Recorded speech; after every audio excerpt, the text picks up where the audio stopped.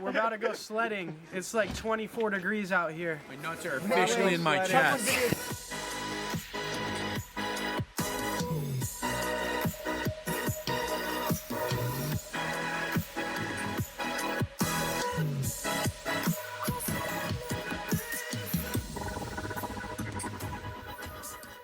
What's good, guys? I am here in New York on a business trip visiting my friends Matt and Nick. We run a couple different ventures together, so I'm going to be taking you on a day in my life of vacation, but also mixed with business. I'm a 22-year-old entrepreneur running a couple 6- and 7-figure businesses, and I'm going to be showing you a day in my life. Right now, we're here at one of their lake houses on Lake Moraine. We were actually here in July during the summer, and we were ripping jet skis through the lake and having a blast. Now we're here and it's 20 degrees and snowing, which is a lot different weather than sunny Scottsdale, Arizona, where I'm from, but I'm having a blast. I got my whole team here as well, and we're gonna be getting a lot of work done and then also having a lot of fun. So right now, we're gonna go ahead, jump in the car and head to their office in downtown Utica with my team and theirs, and we're gonna get a lot of work done on scaling our businesses. So let's go head out. All right, we're in the car now, headed there. We got Derek right here, and we got Sean, and we're headed off.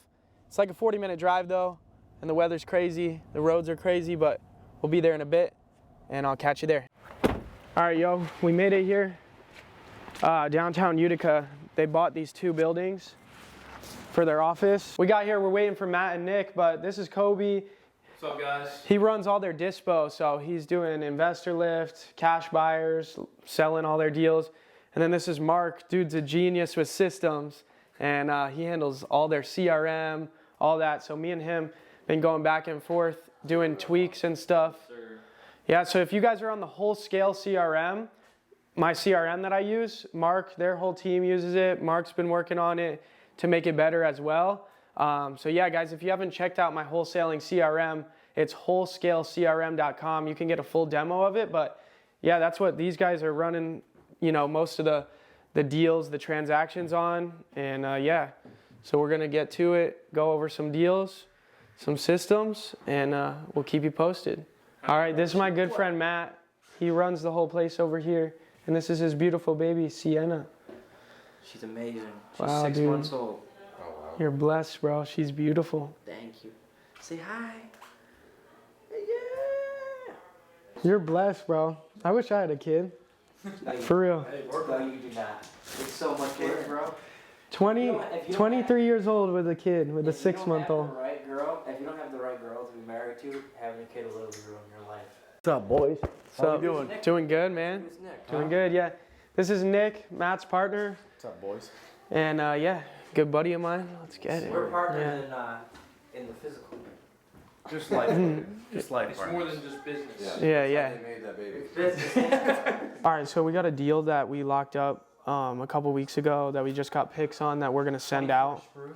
We usually have like our virtual team prepare the investor lift, and then once it's all ready and Sean checks it to make sure that all the property information is right, then we go in and we recomp the property, reanalyze it to make sure we're sending it out at the right asking price, you know, to market the deal at a right price that's accurate. So we're gonna go ahead, comp the deal right now. Sean's got that pulled up, and we're gonna choose a price and blast the deal. We're gonna email it to probably like 6,000, 7,000 cash buyers in the area. Which deal is it, Sean? I know it's like you're outside. 13.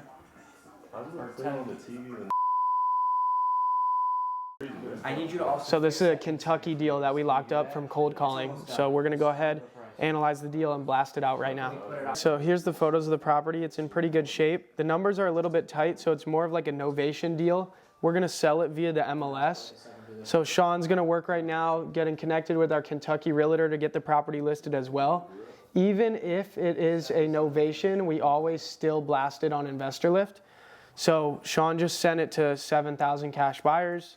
And so we got one deal sent out today, and we'll see if we can get it sold.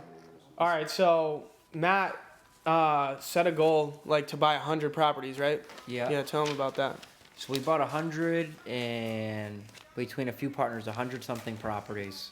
And we just decided as of last week that we're going to sell everything. Crazy thing, but we've already sold probably 60 houses in the past week. Yeah. But that's what we do. We make deals happen.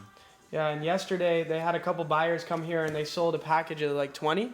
Yeah, 20. for like 2.3 million total. 2.3 million, yeah. Yeah, so they're selling off their portfolio fast too. That's how it's done. People love good deals. And we bought it cheap so we can sell it cheap. Everyone makes money. That's the thing about real estate and any business. The numbers just have to make sense. That's So, it. There's always a deal to be made no matter what the situation is. So you may think you're stuck in whatever situation. You're never stuck. There's always a deal to be made in every situation.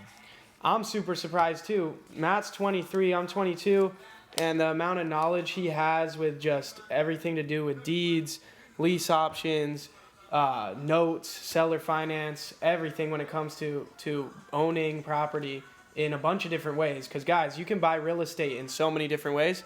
Dude, props to you, all your knowledge you've built up. And I'm Thank you, sure Jacob. a lot of that came from picking up 100 deals, like, and closing on 100 houses, like, just figuring it out as you go, right? Well, this is actually my second time. I had over 100 units at 19.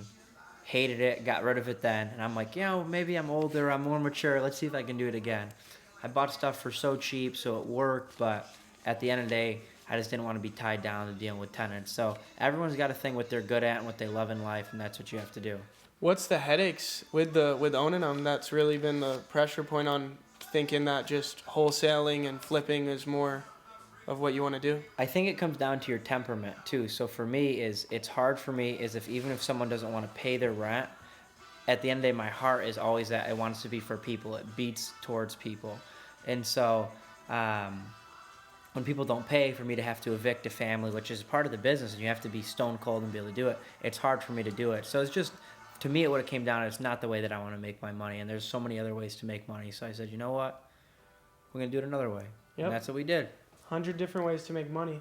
Yep, but sometimes in business you want to find an avenue where you got to do the least amount of hard decisions, but it seems like every avenue of business you have really hard decisions to make, but that's just the game. That's what it is. I remember my father-in-law, he told me, I go, you know what's a good business? And I said, so-and-so. And he goes, that business has its headaches. And I went to him another week and I said, you know what's a good business? He said, that business has its headaches. And what he really was telling me, but I wasn't picking up on, is every business has its headaches. The grass is always greener on the other side. In business, what is a major red flag, I see entrepreneurs go from one thing to crypto, to wholesaling, to Shopify.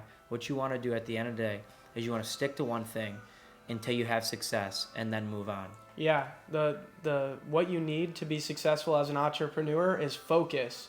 Like if you don't have focus, you're not going to make it in anything. You can't be a master of everything. So if you decide you're going to chase after one thing, you got to stick with it for a few years before you decide to pivot into anything else. Otherwise, you're going to build up nothing, So I had an older gentleman that I was partners with. I still am partners. We own some stuff together. He owned a lending company. He always said this. He said, focus, follow one course until successful. And that's how he broke it down. And it always stuck with me. It's like, man, I always wonder, like, this guy's smarter than me, but why don't they have any success? Why do they have no money in their bank account? It's because they went from one thing to another. yeah, And if you focus, anything is possible in life. If you work hard and you get up every day, 90% of the battle is won by showing up. All you got to do is show up. Just do the same thing. Yeah, I've ran into so many people in my career that are like geniuses. They're super smart, but they have great ideas and they start projects and it looks like it's going to be this great thing, but they just can't stay focused and it ruins everything. But they do have that it factor, but it just doesn't work. That's it. You look at Jacob, 17 you became a millionaire? 18 became a millionaire. millionaire Yep. from selling a piece of paper. And what is it? He stuck with it for 2 years. People can't stick with stuff for more than 2 days. Yeah, I stuck with something for 2 years. Started at 16, stuck it through for 2 years, became a millionaire. It was all focus. I found one thing that worked, flipping paperwork, wholesaling real estate, getting a house under contract, assigning it for a fee.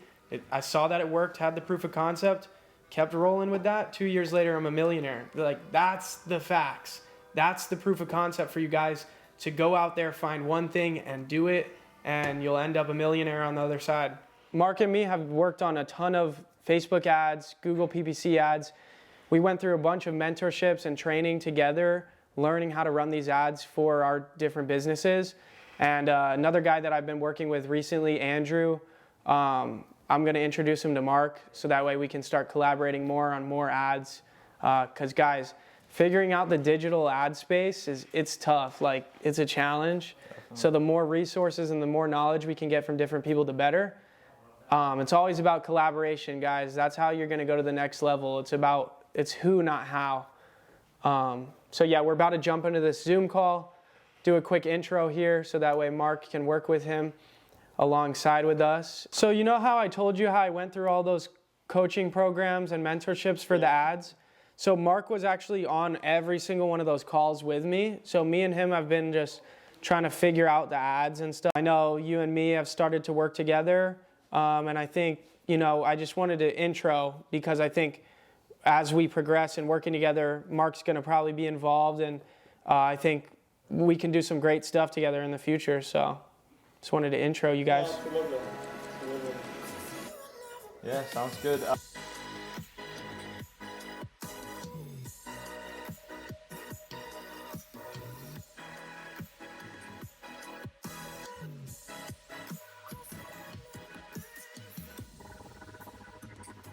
All right, guys, it's 5 o'clock now. We just wrapped up that meeting with Matt and Nick, going over launching a couple ventures that have huge potential to do 7-8 figures a year and then be able to exit. So a sellable business. Guys, a wholesaling business isn't very sellable, right? To get acquired by a private equity firm is not very common in the wholesaling industry. So we're talking about a couple businesses that are more bigger plays where we will be able to possibly sell and exit the business. These are services that will be valuable to you guys. I can't say what they are yet because we got to keep it under wraps while we get everything set up, but you'll find out soon. It's going to be huge, and then excited for the future because in 3 to 5 years, we should be able to exit these businesses for 8 figures, which is huge. But yeah, we're going to go grab food now and then probably come back to the office and work some more till like 7. But yeah, let's go grab food and then we'll see what's up.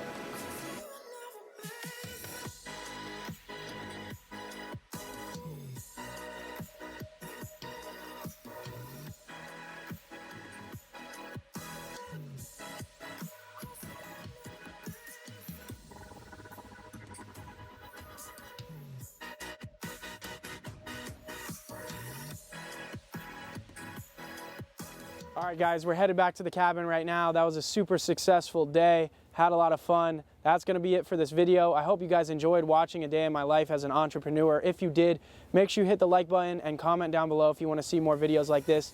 And make sure you're subscribed to the channel. Other than that, I'll see you guys next time. Peace.